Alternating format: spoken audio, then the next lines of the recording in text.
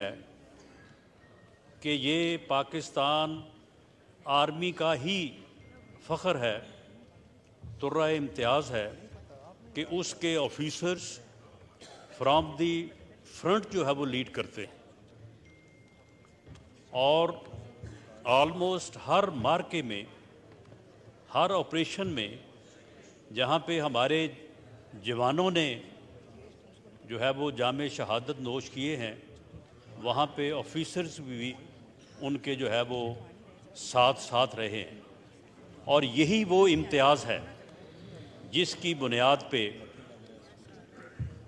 पाकिस्तान की अफवाज दहशतगर्दी के ख़िलाफ़ कामयाबियां हासिल कर रही हैं और उन्होंने बड़ी ही दिलेरी और जुर्रत के साथ जो है इस मामले को, इस मसले को जो है वो, इस नासूर को जो है वो कंट्रोल किया है। जनाब स्पीकर, आज की इस मोशन के हवाले से पार्लियामेंट जो है ये एक ऐसा अदारा है जिसे मदर ऑफ द इंस्टीट्यूशन और मुल्क की, कौम की रहनुमाई की न सिर्फ ज़िम्मेदारी है बल्कि उससे अफजल कोई और अदारा नहीं है। तमाम अदारों का अपना अपना डोमेन है, उनकी अपनी अपनी जो है वो आइनी जो है वो ज़िम्मेदारियां हैं, उनका अपना अपना आइनी इख्तियार है, लेकिन वो तमाम इख्तियारात और उन अदारों का डोमेन जो है वो पार्लियामेंट के मरहून मिन्नत है, क्योंकि पार्लियामेंट वो अदारा है जिसने कॉन्स्टिट्यूशन जो है वो बनाया है, जिसने ये तय किया है कि कौन सा अदारा जो है वो किस तरह से और किस दायरा कार में जो है वो काम करेगा। और मैं अगर ये भी कहता चलूँ कि पार्लियामेंट को, इस मुअज़्ज़ज़ अदारे को ये इख्तियार भी है कि वो आइन में तरमीम कर सकता है, वो किसी भी इख्तियार को बढ़ा भी सकता है, उसमें कमी भी ला सकता है। इस अर्ज़ के बाद मैं ये बात इस मुअज़्ज़ज़ अदारे पार्लियामेंट के सामने रखनी चाहूँगा कि आज हुकूमत को और पूरी कौम को, बल्कि उसके साथ साथ तमाम अदारों को 3 बुनियादी नकात के ऊपर जो है वो रहनुमाई की ज़रूरत है। ये पार्लियामेंट जो है ये इसके ऊपर डिस्कशन करे और डिबेट करे और उसके ज़रिए से रहनुमाई दे, और उस रहनुमाई से जो है हुकूमत ये कोशिश करेगी कि इन चीज़ों से जो है वो नबरदाज़मा हुआ जाए। इसमें सबसे पहली बात तो ये है कि इस वक्त जो सियासी, इंतज़ामी और इसके साथ साथ अदालती बहरान है, अगर मैं ये कहूँ कि ये बहरान नहीं है, बहरान पैदा किया गया है, पैदा किया जा रहा है, मुसलसल उसमें इजाफे की कोशिश हो रही है, और अगर उन कोशिशों की तरफ ध्यान दिया जाए तो शायद जाके एक ही शख्सियत के ऊपर जो है वो बात जो है वो रुकती है, या उसके साथ एक जो जथा है और उस जथे में जो चंद लोग हैं उनके ऊपर जाके ये ज़िम्मेदारी जो है वो पड़ती है। हालात ख़राब तो नहीं हैं, लेकिन हालात को ख़राब करने की जो है वो कोशिश की जा रही है। इसी तनाज़र में जो इलेक्शन का इनेकाद है उसके ऊपर जो मुख्तलिफ आरा हैं, उसके ऊपर भी इस पार्लियामेंट को न सिर्फ हुकूमत बल्कि तमाम अदारों की रहनुमाई का इख्तियार भी हासिल है, हक़ भी हासिल है, और शायद ये ज़िम्मेदारी भी है।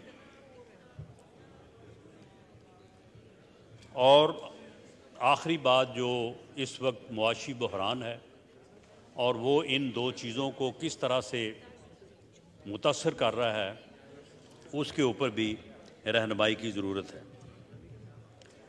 जनाब स्पीकर, मैं ये बात कि ये सियासी, इंतज़ामी और अदालती बहरान जो इस वक्त कौम को दरपेश है, मैं इस हवाले से मुख्तसरन ये बात करनी चाहूँगा कि ये बहरान न था न है। इससे हर रोज़ कोशिश की जाती है कि इसको पैदा किया जाए। एक जमात और उसका लीडर जिसका नाम इमरान खान नियाज़ी है, वो पिछले तकरीबन 10 सालों से 2013-14 से उसने ये कोशिशें शुरू की हैं कि मुल्क में जो है वो अफरा तफरी, अनारकी और बहरानी कैफियत जो है वो पैदा की जाए। 126 दिन का जो है वो धरना दिया और उस धरने के दौरान जिस किस्म की तकारीर हुई, जिस तरह से पार्लियामेंट की तज़हीक करने की कोशिशें हुई, वो एक तारीख़ का हिस्सा है। मैं समझता हूँ कि उसे मुझे दोहराने की ज़रूरत नहीं। उसके बाद मुसलसल 2018 तक कभी लॉन्ग मार्च, कभी एहतजाज, कभी एहतजाजी जलसे। ये आप 2013-14 से 18 तक ये पूरे 5 साल का अरसा आप देख लें। इसमें उस बंदे ने कभी कोई एक हफ़्ता भी सुकून से गुजारा हो, कभी एक हफ़्ता भी जो है वो उसमें उसने कोई ना कोई अमल जो है वो इस मकसद से ना किया हो कि अफरा तफरी होनी चाहिए, मुल्क में अनारकी होनी चाहिए, तो वो आपको नहीं मिलेगा। 2018 में कुछ कुव्वतों ने ये जानते हुए या ये असेस करते हुए कि शायद उससे कोई बेहतरी जो है वो आ जाएगी, और ख़ास तौर पे इस्टेब्लिशमेंट ने, उस वक्त की इस्टेब्लिशमेंट ने जो है वो इलेक्शंस को रिग किया और इलेक्शन को इस अंदाज से मैनेज किया कि इन्हें जो है वो बरसे इक़्तिदार लाने की जो है वो कोशिश हुई, लाया गया। और उसके बाद 3.5 साल, पौने 4 साल, जनाब स्पीकर, जब वो अपोजिशन में था तो हुकूमत के ख़िलाफ़, जब वो हुकूमत में आया तो फिर वही मुहिम, वही एहतजाज उसने अपोजिशन के ख़िलाफ़ शुरू कर दिया। अपोजिशन के इन बेंचों से उस वक्त के लीडर ऑफ द अपोजिशन मियां शहबाज शरीफ ने, ये इसी सीट पे बैठे थे, इनको कहा कि जनाब मुल्क की इकॉनमी की सूरत हाल जो है वो सही नहीं है, हम चाहते हैं कि मुल्क को मुआशी बहरान में जाने से रोका जाए और मुल्क को जो है वो बेहतरी की तरफ लाया जाए। आए बैठें, चार्टर ऑफ इकॉनमी करें। बिलावल भुट्टो जरदारी साहब ने, जो दूसरी जमात के पार्लिमानी लीडर थे, उन्होंने यहाँ तक कहा कि इमरान खान कदम बढ़ाओ, हम तुम्हारे साथ हैं।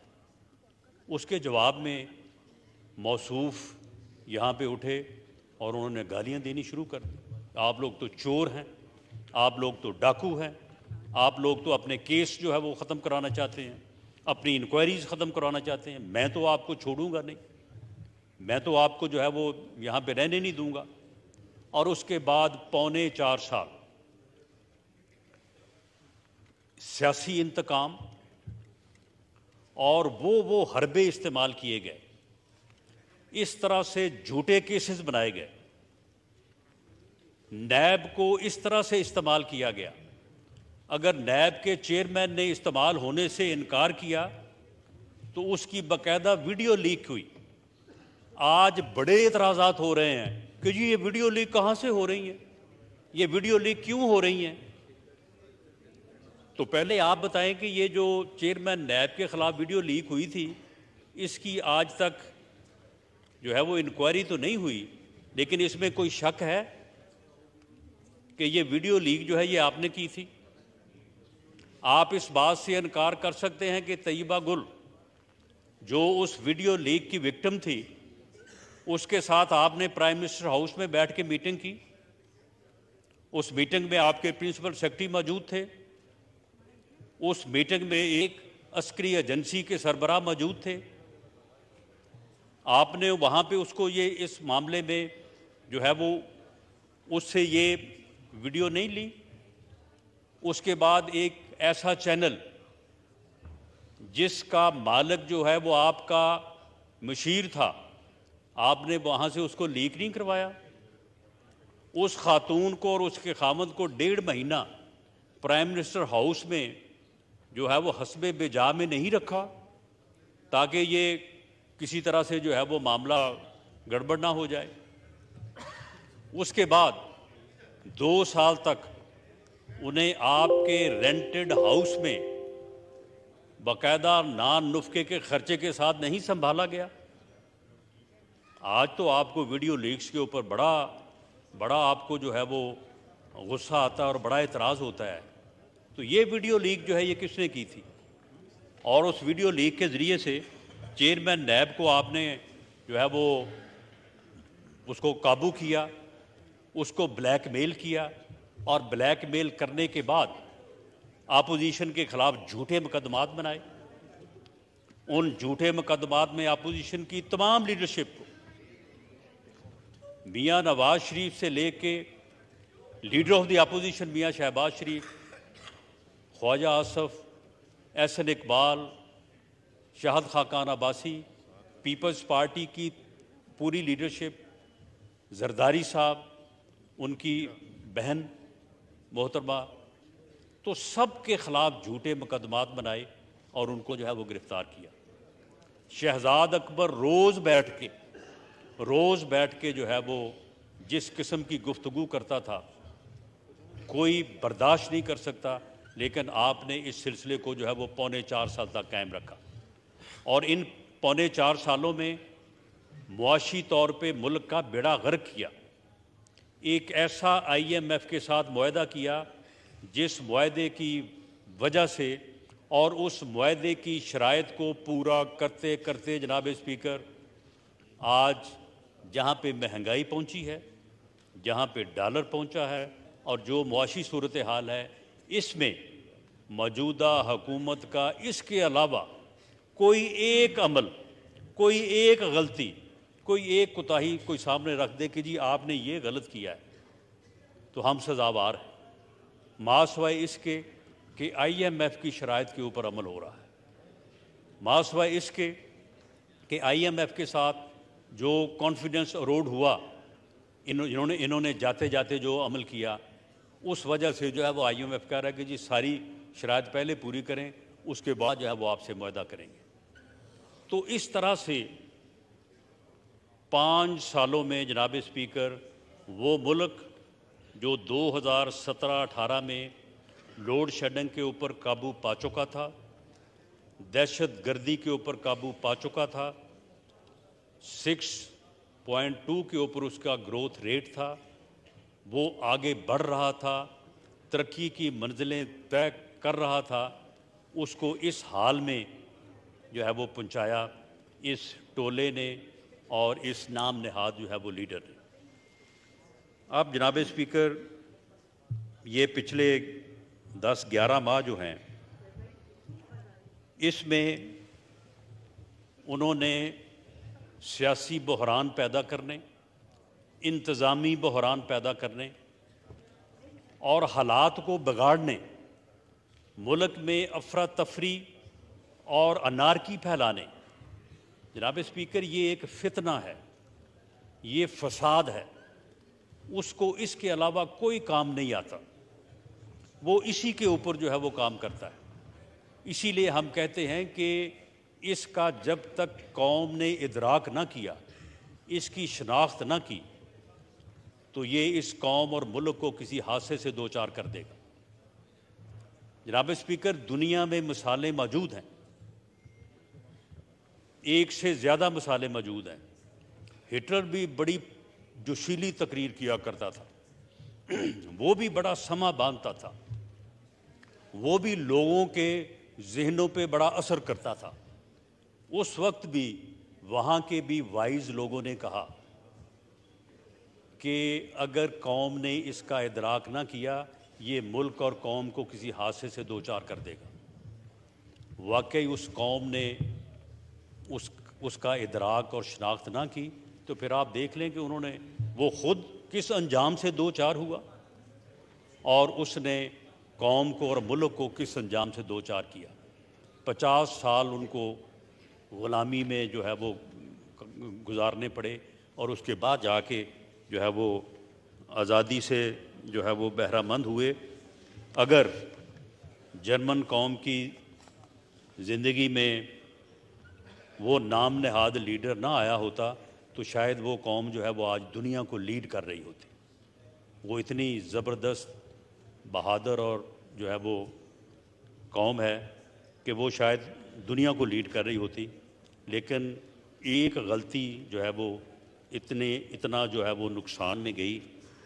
तो जनाब स्पीकर, ये आप देख लें 11 माह से अमेरिकन साइफ़र, उसका प्रोपेगेंडा, ये जी साजिश हो गई है, ये हुकूमत जो है ये इम्पोर्टेड है।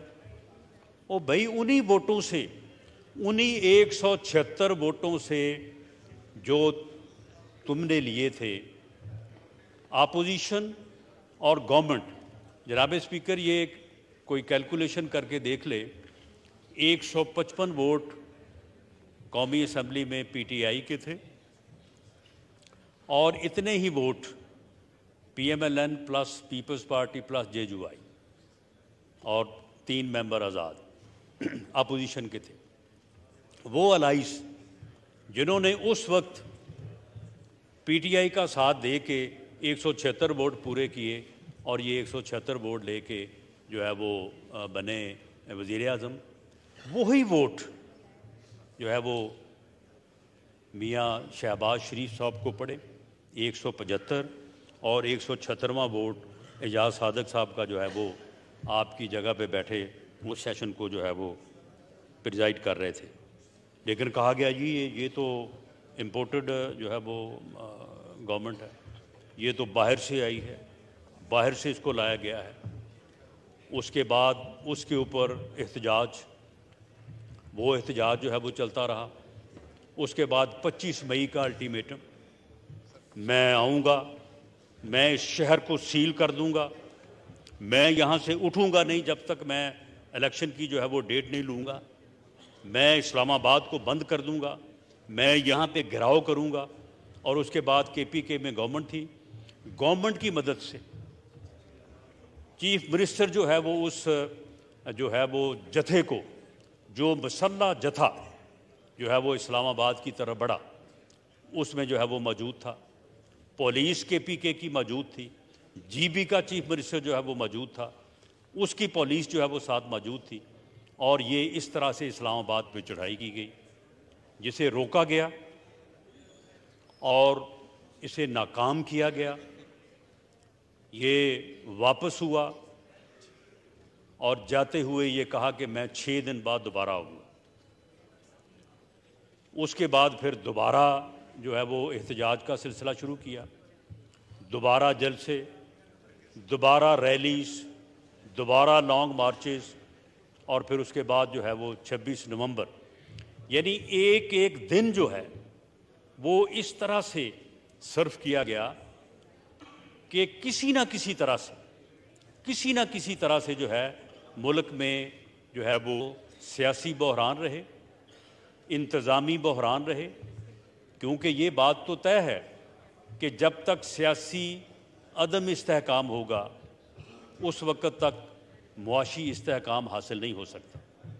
बाकायदा इस बारे में कोशिशें की गई अपने वज़ीर ख़जाना को, सूबाई वज़राए ख़जाना को ये टास्क दिया गया कि फ़ोन करें, ये IMF वाले तो कोई शायद मुआहदा करने जा रहे हैं।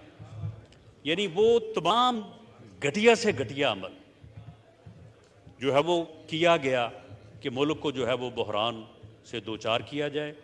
मुआशी तौर पे बाकायदा जद्दोजहद की कि नौज़ बिल्ला के पाकिस्तान जो है वो डिफ़ॉल्ट कर जाए।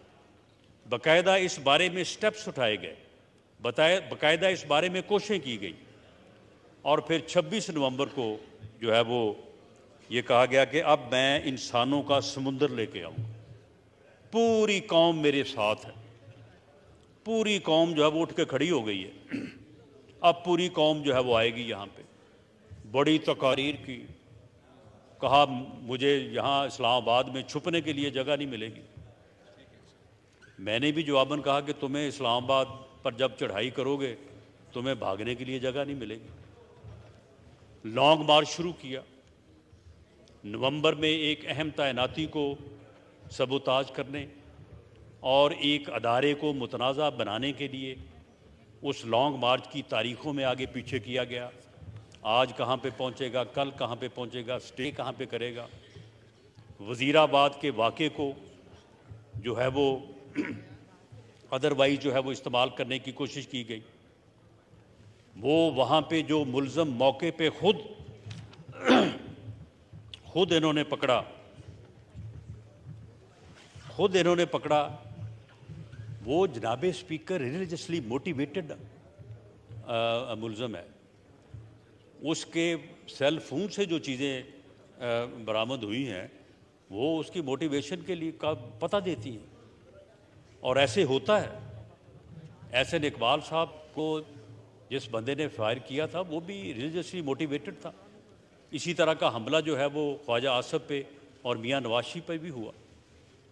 कोई आज तक ये एविडेंस नहीं दे सका, लेकिन वही मुझे कत्ल कर दिया जाएगा उसका ड्रामा जो है वो बिल्कुल जो है वो रोज़ उसके ऊपर कोई ना कोई बात, रोज़ उसके ऊपर जो है वो कोई ना कोई बात।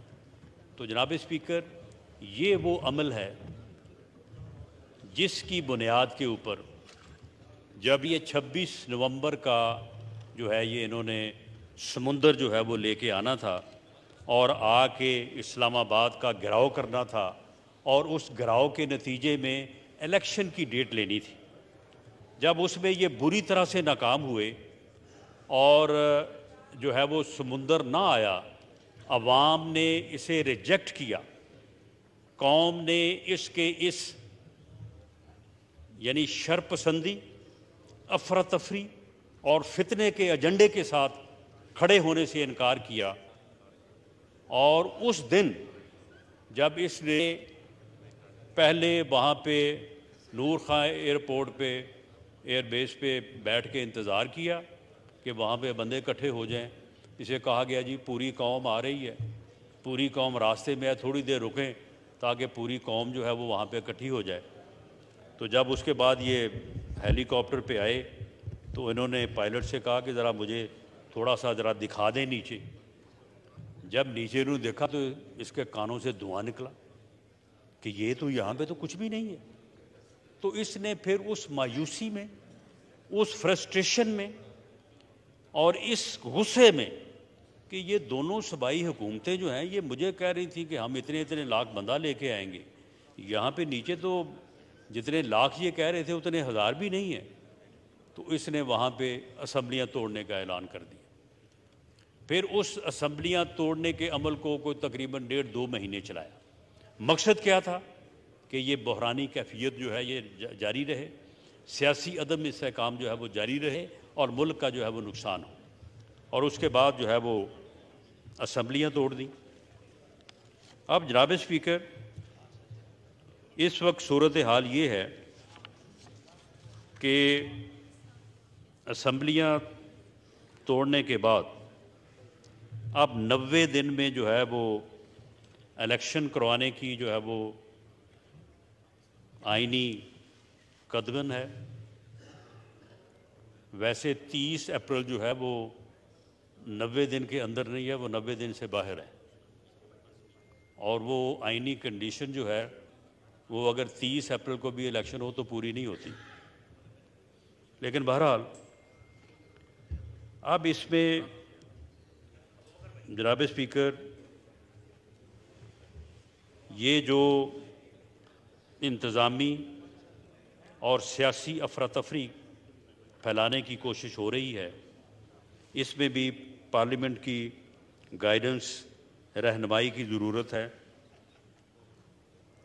3 वाक़यात हुए हैं जिनको मैं यहाँ पे जो है वो मुख्तसरन जो है वो मेंशन करनी चाहूँगा कि 14 से 18 मार्च तक लाहौर में ज़मान पार्क में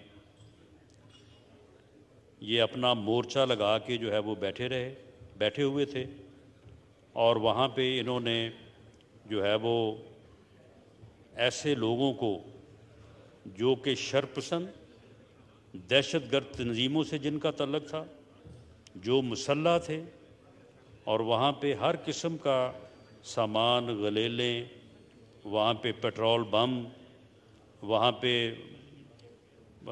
थैलियाँ, बोरियाँ जो है वो पत्थरों की, ये हर चीज़ जो है वहाँ पे जमा थी।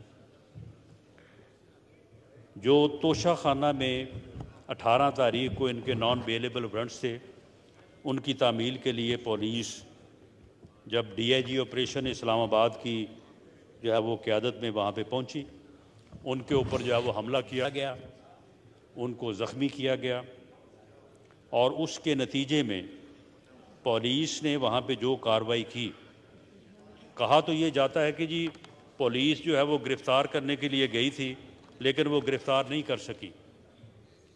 मामला ये है कि पुलिस जो है, ये सभी को मालूम है कि एंटी राड पुलिस जो है वो रबड़ स्टिक और एक शील्ड जो पथराव को रोकने के लिए होती है, इसके अलावा उसके पास कोई हथियार नहीं होता।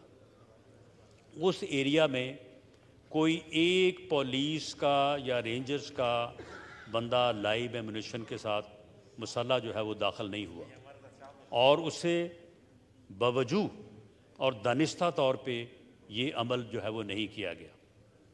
मकसद सिर्फ ये था कि उस इलाके को क्लियर किया जाए, और जो नो गो एरिया वहाँ पे कायम किया हुआ है उसको जो है वो ख़त्म किया जाए। उसे बहरहाल उसकी कोशिश होती रही, और उस दौरान जो है वो तकरीबन 68 के करीब जो है वो पुलिस के लोग जो है वो ज़ख्मी हुए। लेकिन उस दौरान दूसरी तरफ से तो फायरिंग, गुलेल के साथ जो है वो पत्थर, और दूसरी जो है वो पथराव, ये सारा कुछ होता रहा, और पुलिस के लोग जो है वो ज़ख्मी होते रहे, लेकिन पुलिस की तरफ से नॉट ए सिंगल फायर। और 18 तारीख को जो है उस इलाके को जो है वो क्लियर किया गया। इस पे ऊपर एक मुकदमा जो है वो दर्ज किया गया, जिसमें अभी तक जो है वो 316 लोग जो हैं वो गिरफ़्तार हुए हैं, और उन्हें जो है वो एंटी टेररिस्ट कोर्ट में जो है वो पेश किया जाएगा, और कानून के मुताबिक जो है वो उनके साथ जो भी उनका जुर्म बनता है उसके मुताबिक जो है वो उनसे जो है वो सलूक किया जाएगा। और वहाँ पे जो नुकसानात हुए हैं, पुलिस की गाड़ियों को जलाया गया, मोटरसाइकिल को जलाया गया, वहाँ से गुज़रने वाले जो सिविलियन थे उनकी गाड़ियों को जो है वो तोड़ा गया, तो ये सारे नुकसानात जो हैं ये इनके ऊपर जो है ये मुकदमा दर्ज है, और इसके मुताबिक जो है ये कानून के मुताबिक जो है इनको जो है वो डील किया जाएगा। इसी तरह से 18 तारीख को दोबारा जो है ये एक जत्थे के साथ, पहले 28 फरवरी को और उसके बाद 18 मार्च को, ये एक जत्थे के साथ बाकायदा इस बात के सबूत मौजूद हैं कि 3-3 दिन, 4-4 दिन कंपेन की गई, लोगों को फ़ोन किए गए कि जी आपको टिकट नहीं मिलेगा, वरना जो है वो आप 50-50 जो है ना बंदे लेके आए। अगर आपने टिकट हासिल करना है तो 50 बंदे लेके आएँ, मसल्ला लोगों को लेके आएँ, और इस तरह से जो है वो लोगों को इकट्ठा करके जो है वो पहले 28/2 को और उसके बाद जो है वो 18 मार्च को जो है जुडिशल कम्प्लेक्स के ऊपर और इस्लामाबाद हाई कोर्ट के ऊपर जो है ये हमलावर हुए। वहाँ पे मेन गेट्स को तोड़ के अंदर दाखिल हुए, वहाँ पे तोड़ फोड़ की और अदालती जो प्रोसीजर है, अदालती कार्रवाई जो है उसको इंटरप्ट किया और इस बात की कोशिश की कि इनके ऊपर जो मुकदमात कायम हैं, जिनका इनके पास कोई जवाब नहीं है, इसके पास कोई जवाब नहीं है कि तोशा खाना में जो इसने चोरियां की हैं और जिस तरह से वहाँ पे इसने लूट मार की है, उस लूट मार का जो है इसके पास कोई आंसर नहीं है। एक रसीद इसने पेश की, वो रसीद भी जो है वो जाली साबित हो चुकी है। टेरियन वाइट के केस में इसके पास कोई जवाब नहीं है, कोई इसके पास जो है वो आंसर नहीं है कि ये दाखिल कर सके कि उसमें इसका जो है वो क्या जवाब है। इसी तरह से जो फॉरेन फंडिंग अकाउंट है उसमें भी वो केस जो है वो बिल्कुल ओपन, वो यानी 2+2=4 जो है वो साबित है। और ये रूल ऑफ लॉ का प्रचार करने वाला जो है वो आज अदालतों में पेश होने से जो है वो गुरेज़ा है और उस प्रोसेस को जो है वो सबोताज करने के लिए जो है वो ये जत्थे लेके, मुसल्ला लोगों को लेके जो है वो अदालतों के ऊपर जो है वो हमलावर हो रहा है। और इसका सबूत जो है वो कल सामने आया कि पहले तो ये कहता था जी लोग आ रहे हैं जी। मैं जब अदालत में पेश होने जाता हूँ तो क्योंकि मैं बड़ा पॉपुलर लीडर हूँ तो इसलिए लोग आ जाते हैं, लोग जो है वो मेरे साथ जाना चाहते हैं, लोग मेरी जो है वो हिफाजत करनी चाहते हैं। अब कल ये चोरों की तरह जो अदालत में पेश हुआ है लाहौर हाई कोर्ट में, तो उस वक्त लोग क्यों नहीं आए? उस वक्त जो है वो लोगों ने की पॉपुलैरिटी की अकाल ख़त्म हो गई थी। तो इससे ये साबित हुआ कि दानिस्ता तौर पे ऐसे हालात जो है वो पैदा किए गए और दानिस्ता तौर पे अदालती अमल को जो है सबोताज करने के लिए और अदालतों को अपनी आइनी और कानूनी जिम्मेदारी पूरी करने से रोकने के लिए जो है ये सारे हथकंडे जो है ये इस्तेमाल किए गए। अब जनाब स्पीकर, इस सूरत हाल में ये पार्लियामेंट जो है वो रहनुमाई करेगी कि इसमें अब जो लॉ इन्फोर्सिंग एजेंसीज़ के लोग हैं उनका भी ये कहना है कि मसल्ला जत्थों को कंट्रोल करने के लिए नहत्थी पुलिस या फोर्स जो है ये कारगर नहीं हो सकती। और इस बात की जो है वो ज़रूरत है कि मसल्ला जत्थों को, दहशतगर्दों को और शरपसंदों को कंट्रोल करने के लिए पुलिस को, लॉ इन्फोर्सिंग एजेंसीज़ को वो तमाम इख्तियारात दिए जाएं जो वो ऐसे लोगों को कंट्रोल करने, गिरफ़्तार करने और अपने फ़र्ज़ को निभाने के लिए जो है वो जो कानून में उनको जो है वो हासिल है। तो ये जनाब स्पीकर, ये जो बात चलती रही है कि जी उसे गिरफ़्तार नहीं किया जा सका, ये नाकामी है, तो इसकी वजह सिर्फ़ और सिर्फ ये थी कि हुकूमत ने, फेडरल लॉ इन्फोर्सिंग एजेंसीज़ ने जो मदद कर रही थी केयर टेकर गवर्नमेंट की, और केयर टेकर गवर्नमेंट ने भी इस बात का जो है वो ख्याल रखा कि कोई ह्यूमन लॉस ना हो, कोई ब्लडशेड ना हो। और इसकी बुनियादी वजह भी ये थी कि ये फितना जो है ये चाहता है कि इसे ब्लड मिले, इसे जो है ये लाशें मिलें, ताकि उसके ऊपर ये अपने अफरा तफरी और अनारकी के एजेंडे को जो है वो आगे बढ़ा सके। जनाब स्पीकर, जो दूसरा पॉइंट मैंने अर्ज़ किया है कि इलेक्शन का इनेकाद, जनाब स्पीकर बिल्कुल दुरुस्त है, ये बात आइन में दर्ज है कि असम्बली डिज़ोल्व हो तो 90 दिन में जो है वो इलेक्शन होना चाहिए। तो क्या आइन में ये बात दर्ज नहीं है कि इलेक्शन जो है वो फ्री और फेयर होना चाहिए। ये जो दर्ज है आइन में, और ये ज़िम्मेदारी है इलेक्शन कमीशन की, ये ज़िम्मेदारी है इलेक्शन कमीशन की कि 90 दिन में इलेक्शन कराए, लेकिन साथ ये भी ज़िम्मेदारी है कि इलेक्शन जो है वो फ्री और फेयर होना चाहिए। ये क्या इलेक्शन कमीशन की ज़िम्मेदारी नहीं है? क्या आइन में ये स्कीम जो दी गई है कि जब इलेक्शन हो तो तमाम असम्बलीज़ का, कौमी और सूबाई असम्बली का इलेक्शन जो है वो एक ही दफ़ा हो? ये पहले आपके इल्म में है कि 3 दिन के वक्फे से होता था, और उसमें भी जो है वो एक फेयर इलेक्शन का तसव्वुर जो है वो डिफीट होता था। जो लोग 3 दिन पहले जीते थे, 3 दिन बाद जो है वो फिर वही कामयाब हो जाते थे। फिर दोनों इलेक्शन जो है वो एक ही दिन कराना तय पाया, और साथ ये भी तय पाया और इस पार्लियामेंट ने तय किया कि केयर टेकर सेटअप होगा पूरे मुल्क में। क्या ये चीज़ें आइन में दर्ज नहीं हैं? हम बिल्कुल, ये बात बुनियादी तौर पे गलत है कि हम कोई इलेक्शन से जो है वो अवॉइड कर रहे हैं।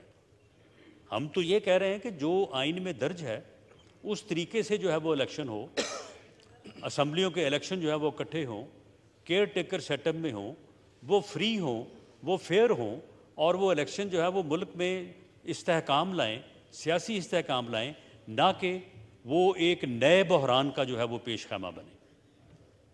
अगर केयर टेकर सेटअप जो है वो मुल्क में नहीं होता तो इसके लिए ये बड़ा आसान होगा कि जी फेडरल गवर्नमेंट थी, दूसरी गवर्नमेंट्स थी सूबों में, तो लिहाजा इलेक्शन जो है ये तो फेयर नहीं हुआ, मुझे हराया गया है, मैं हारा तो नहीं हूँ। और अगर वहाँ पे पंजाब में इलेक्शन होने के बाद कोई जमात जो है वो जनाब स्पीकर हुकूमत फॉर्म कर लेती है, तो क्या 60% या एग्जैक्ट फिगर जो है वो 56-57 बनती है कि कौमी असम्बली की सीटें जो हैं वो पंजाब की, मोर देन 50%। तो क्या फिर जो पार्टी पंजाब में अपनी हुकूमत बनाएगी और जनरल इलेक्शन में वहाँ पे वो बरसरे इक़्तिदार होगी, केयर टेकर सेटअप नहीं होगा, जिस तरह से अब वफाक, सूबा सिंध और बलूचिस्तान में नहीं होगा, तो क्या फिर दूसरी जमातों के लिए लेवल प्लेइंग फील्ड वहाँ पे होगी? क्या फिर पंजाब जो है वो वफाकी हुकूमत के लिए डिक्टेट नहीं करेगा? क्या उस हुकूमत की या उस पार्टी की, भले वो हम हों या कोई और हो, क्या उसे जो है वो एज हासिल नहीं होगा? क्या इस तरह से for all times to come आइन का वो बुनियादी तकाजा कि इलेक्शन फ्री और फेयर हो और केयर टेकर सेटअप में हो, वो जो है वो ख़त्म नहीं हो जाएगा? और फिर हर दफ़ा पंजाब और दूसरा सूबा KPK के इलेक्शन 6-7 माह पहले हो जाया करेंगे, और उसके बाद जनरल इलेक्शन जो है वो एक खेल तमाशा होके रह जाया करेगा। क्या ये दूसरे सूबों के साथ या दूसरे सूबों में जो सियासी जमातें या पंजाब में जो सियासी जमातें जो मौजूद हैं और जो इलेक्शन फ्री और फेयर लड़ना चाहती हैं, क्या उनके साथ ये नाइंसाफ़ी नहीं होगी? आज हमारे मोअज़्ज़ज़ चीफ जस्टिस साहब ने ये फरमाया है कि इलेक्शन रोकने की कोशिश की गई तो हम मुदाखलत करेंगे। जनाब, आप मुदाखलत क्यों करेंगे? आप हुक्म करेंगे। आपके हुक्म पे चीफ इलेक्शन कमीशन ने शेड्यूल दिया है। आपके हुक्म को बजा लाने के लिए मेरी जमात ने हमने पूरे पंजाब में जो है वो बाकायदा जो है वो इलेक्शन कैंपेन के तहत जो है वो विज़िट्स किए हैं। हमने बाकायदा जो है वो अपने लोगों से जो है वो एप्लीकेशंस जो है वो मंगवाई हैं, और तकरीबन कोई 1100 के करीब जो है एप्लीकेशंस मैं वो ड्राफ्ट जो कि तकरीबन 1 लाख रुपए का है, लोगों ने जो है वो जमा करवाई हैं और हम टिकट अवार्ड करने का प्रोसेस जो है उसको भी शुरू कर चुके हैं। तो आपके हुक्म को जो है वो रद्द करने का तो नहीं सोचा जा सकता, क्योंकि आइन में जो आपका मनसब है और आपका जो इख्तियार है उसे हम तस्लीम करते हैं। सुप्रीम कोर्ट की बेपनाह इज़्ज़त और एहतराम है, लेकिन जनाब स्पीकर,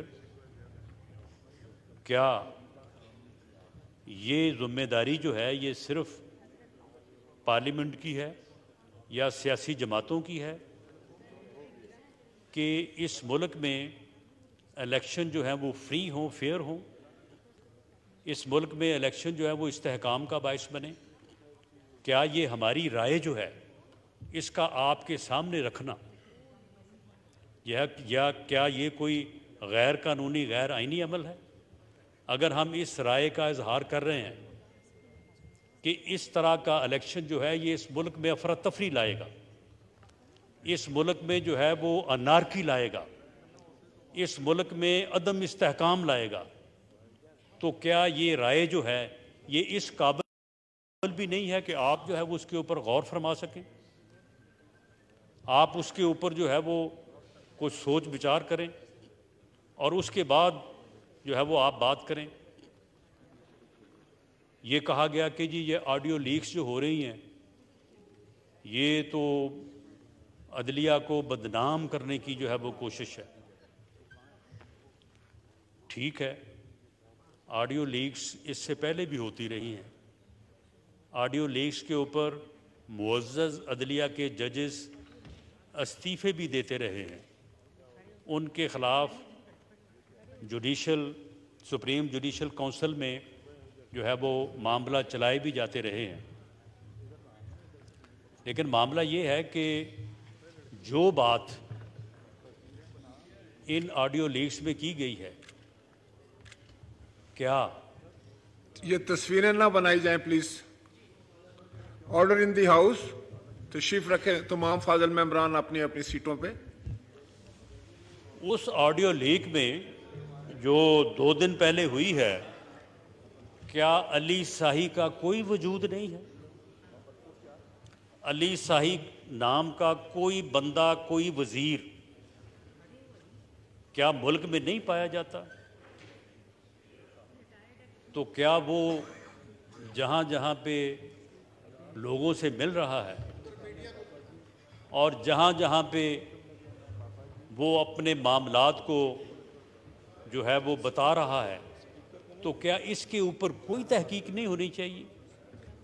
ये किसी की जिम्मेदारी नहीं है। वो जो 2 बेटों का जिक्र हुआ है, मेरी इस्तदा होगी मोहतरम चीफ जस्टिस साहब से कि उनके अहवाल का मालूम कर लें। आप खुद लाहौर हाई कोर्ट के चीफ जस्टिस रहे हैं, आप वहाँ बार में 20 लोगों को आप जानते हैं। आप उनमें से 10, 15, 20, 50 लोगों को बुला लें। अगर 50 में से एक बंदा भी ये कहे कि जी ये बात गलत है, उन बेटों की कोई कहानी ऐसी नहीं है, तो फिर हमें बुला के सजा दें। लेकिन अगर उन बेटों की कहानियां जो हैं वो ज़बान ज़द आम हैं, अली शाही के किस्से जो हैं वो ज़बान ज़द